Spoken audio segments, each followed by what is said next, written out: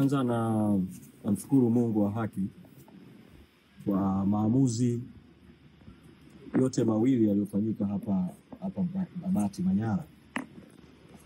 Uamuzi wa tarehe 28 mwezi wa 8 uliofanywa na Jaji Kamuzora Devota, ambaye yeye alifanya maamuzi makubwa mawili katika maombi yetu ya awali ya kufungua kesi ya mapitio ya kimahakama kwa maana judicial review. Na kwanza alitukubalia kwamba tuna haki ya kufungua maombi ya mapitio ya kimahakama kwa maana judicial review, na tukapewa siku 14 kufungua hayo maombi ya kupinga uamuzi wa msajili. Kwa huo ni uamuzi wa kwanza kubwa uliofanyika tarehe 28 mwezi wa 8.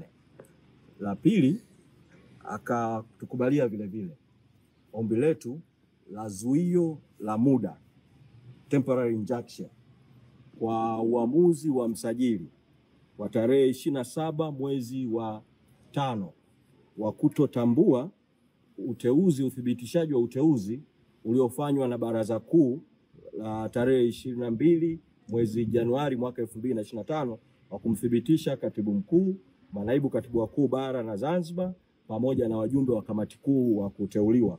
Kwa hiyo jaji akaweka zuio la muda dhidi ya utekelezaji wa huo uamuzi wa msajili, ambao vile vile uliambatana na msajili kusitisha kuleta ruzuku kwa Chadema. Kwa jaji akausimamisha huo uamuzi.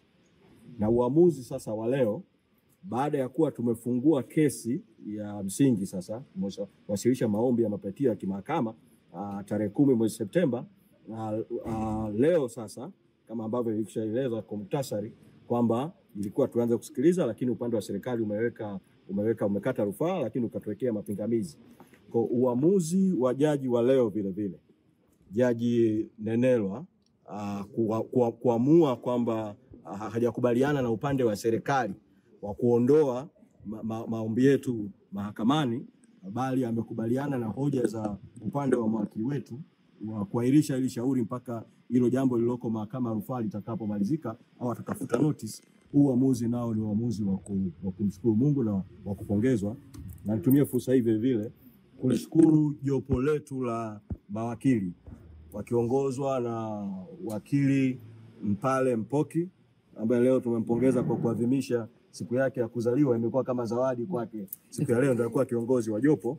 Lakini mshukuru vile vile wakili Tadei Lista, wakili mwenyeji. Tumshukuru vile vile wakili Samuel Welwel, ambaye vile ni mwenyeji na ni mwenyekiti wa kanda ya kaskazini. Tumshukuru vile vile wakili Nyaronyo Kicheere, ambaye yeye alianza kuanzia mwanzo shauri hili, lakini kwa sasa leo hayupo kwa sababu ya udhuru wa kufiwa. Na tushukuru jopo lote la mawakili wa chama likiongozwa na mwanasheria mkuu Rugemeleza Nshala kwa haya mapambano mpaka hatua hii tuliofikia. Tafsiri ya uamuzi huu ni nini? La kwanza, tafsiri ya uamuzi huu ni kuwa yale maamuzi ya msajili ya tarehe 27 mwezi wa 5 ya kutomtambua katibu mkuu, manaibu wake na wajumbe wa kamati kuu na kuacha kuipa Chadema ruzuku yataendelea kutekelezwa, yataendelea kutokuwa halali, yataendelea kufanyiwa kazi mpaka rufaa itakaposikilizwa au watakapoondoa notisi yao ya rufaa na kesi ikaja kusikilizwa hapa na mpaka shauri litakapomalizika.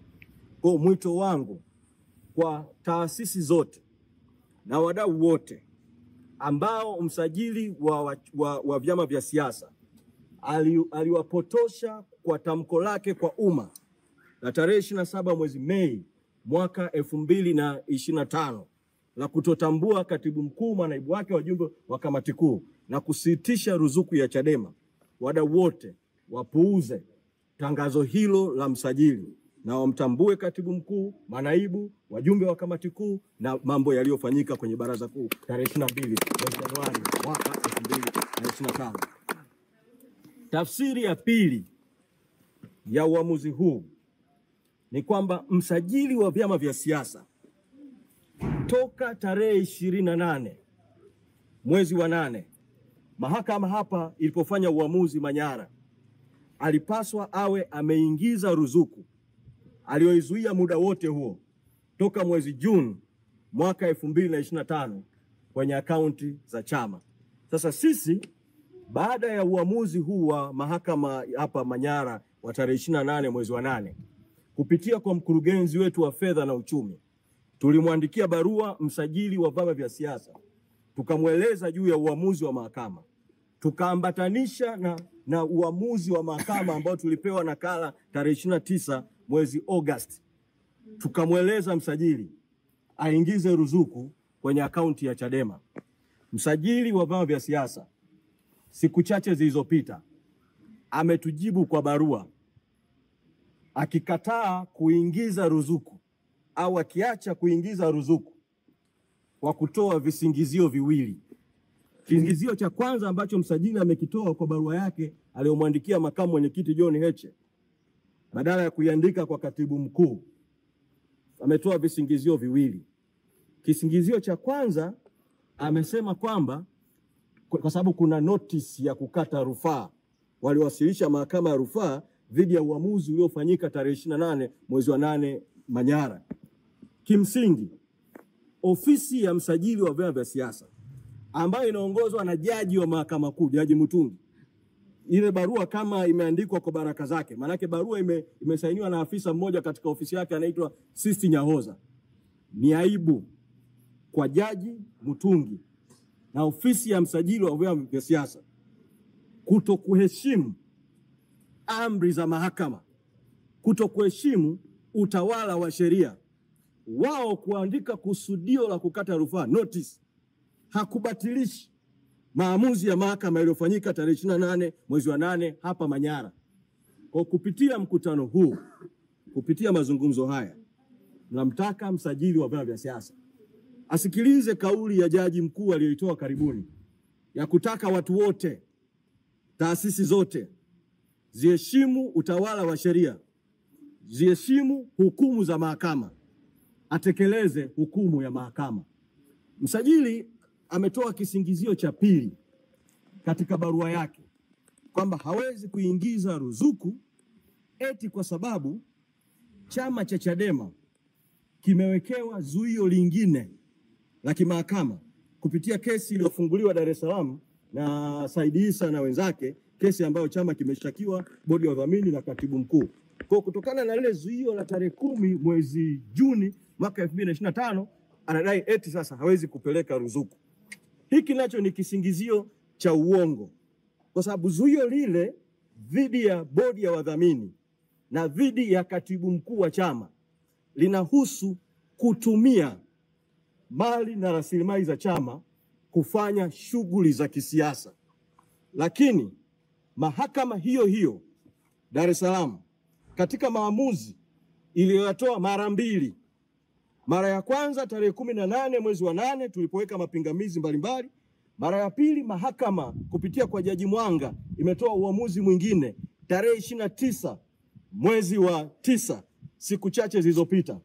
Maamuzi yote hayo mahakama inasema kwamba kuwepo kwa zuio la mahakama hakuizuii bodi ya wadhamini kuendelea na wajibu wake wa kisheria kwa mujibu wa katiba ya chama, kumiliki, kulinda na kusimamia rasilimali za chama, kuendesha akaunti za chama. Kwa malengo hayo tunahitaji rasilimali zetu, mali zetu ambazo ni ruzuku ziko ndani ya ofisi ya msajili, ziingizwe katika akaunti ya chama, ziendelee kulindwa na bodi ya wadhamini. Ni katika muktadha wa uamuzi huo huo, mahakama hiyo hiyo, pamoja na kuwa kuna zuio, imetoa nafasi kwa katibu mkuu kuingia ofisini kufanya majukumu yale ya nyaraka walizoomba mahakamani katika muda huo tuliopewa.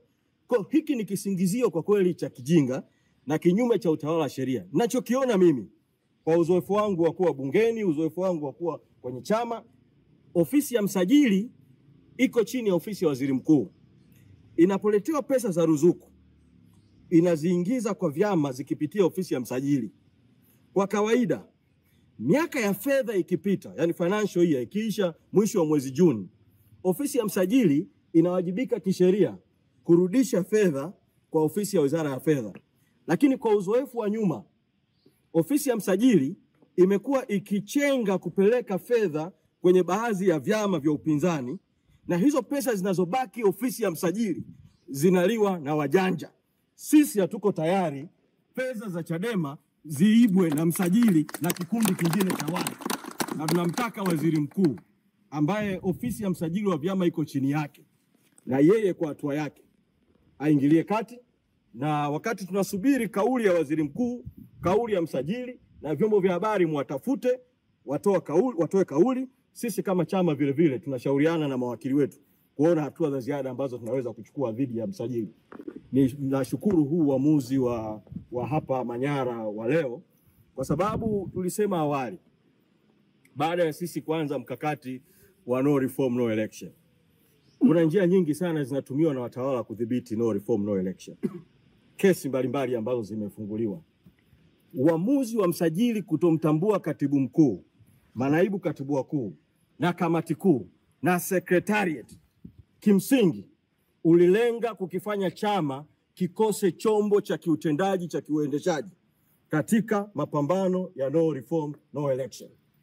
Mpaka katika hatua ya sasa, pamoja na vizingiti vyote tulivyopita, rai yangu kwa wanachadema, tuendelee na mapambano ya no reforms no election mpaka kieleweke. No reforms no election. No reforms no election. No reforms no election. Sasa nitumie fursa hii nikimalizia kuwashukuru sana wananchi wa Tanzania kwa kweli, kwa sababu kwa katiba ya nchi yetu pamoja na ubovu wake, ibara ya 8 ya katiba inasema madaraka na mamlaka ni ya wananchi.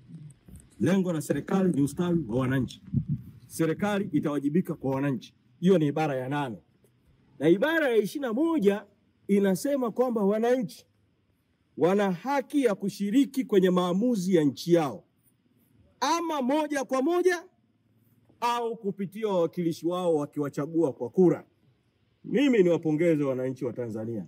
Kwa sasa nikisoma kwenye mitandao, nikiangalia kwenye makundi sogozi, ninachokiona mimi ni mapambano ya wananchi katika maeneo mbalimbali, kila mmoja kwa lugha yake na kwa namna yake ambayo ni ya kwenu nyinyi ndio wenyeji. Kesi sasa hivi imeahirishwa bila kusemwa itakuja lini, lakini Mungu jalia tutarudi tena hapa, mjiandae tukija tena hapa mahakamani, lakini msimamo ni ule ule: no reforms no election. No reforms no election. No reforms no election.